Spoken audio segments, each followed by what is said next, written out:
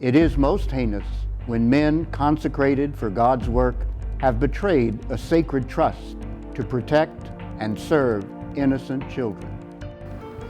Gilbert Goethe molested an awful lot of kids. I know he'll do it again. Lafayette was ground zero for the church sex abuse crisis in the 1980s. The scandal haunted the church here and around the world for decades. Just answer the questions.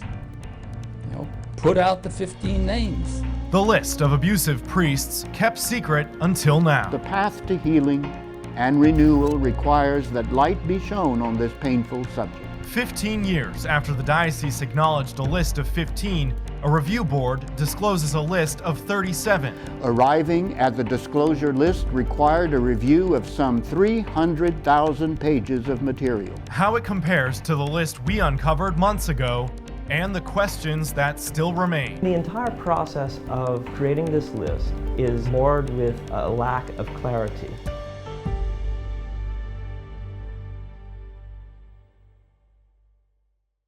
Good evening, everyone. I'm Jim Hummel. Today, the Diocese of Lafayette published its list of accused priests. 37 members of clergy who have faced credible accusations of sexual abuse involving children. 33 priests and 4 deacons.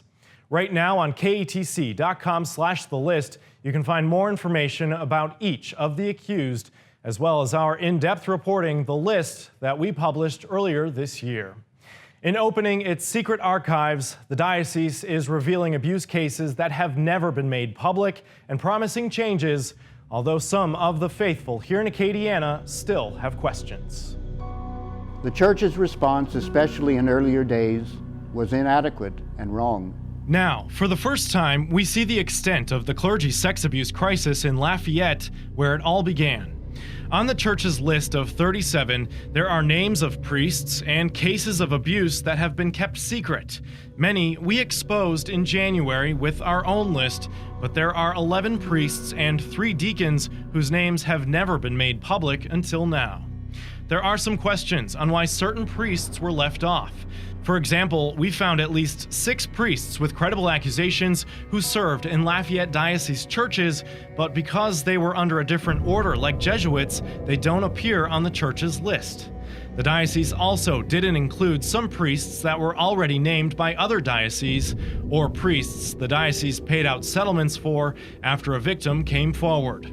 There are also several priests that were publicly accused, but not publicly cleared. My mother died of a broken heart because of this, because she had knowledge of this. For some accusers I talked to, seeing these names made public is a validation of their stories and their pain. It's just unbelievable that this come to this day where everything's come to a closure. But we're also hearing from some frustrated their alleged abusers were not outed. KATC has spoken with a woman who reported 2 Jesuit priests to the Diocese of Lafayette last fall. They are not on the list. The accuser says it's obvious that this has been a major cover-up, even with some proof of the allegations that were provided. Pictures, letters, cards. What's the problem? The Jesuits won't confirm or deny an investigation into the 2 priests, citing confidentiality. Rather than listening to survivors of abuse, helping them to heal, and removing offenders, efforts were directed to protecting the institution. That has changed. According to the bishop, a panel of lay volunteers put together the list, spending 700 hours reviewing 300,000 pages of material, including the files of 802 clerics, that's 623 priests and 179 deacons.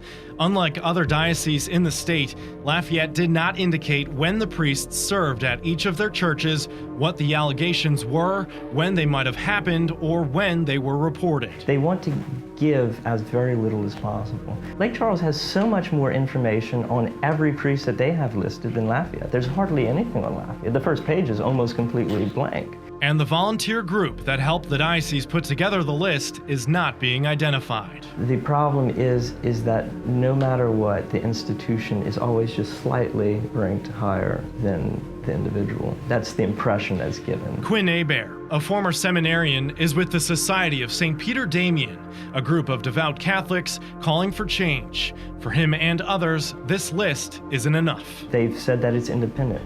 can't possibly be independent when it was being held in the bishop's conference room. Other Catholics are calling for more. No, they shouldn't. They shouldn't be priests anymore. KATC has uncovered since being removed from ministry, Joseph Alexander has been able to celebrate Mass in the diocese, and Jules Arsenault has led the rosary at Lafayette funerals. Angered by the church's response to the clergy sex abuse crisis, college student Leanne Dick launched a blog, We the Laity. She says days of doors closing and questions not being answered need to end. I don't find it very open and transparent because it doesn't seem like they want to talk to anyone. This list is released on Passion Friday, 1 week prior to Good Friday, the darkest day in history, wherein God is murdered at the hands of us. And yet 3 days later, he rises again. And I think that even though we're in the midst of darkness right now in this crisis in the church, that we will see the sun rise again. The list was published on the diocese website. There was no news conference, and a request for an interview with Bishop J. Douglas Desatel was ignored. Right now on katc.com/thelist, you can see our in-depth reporting on each of the priests named and not named by the diocese. They are continuing to encourage victims to come forward. As we head to break, a look at the resources available if you need to report an allegation or if you need help.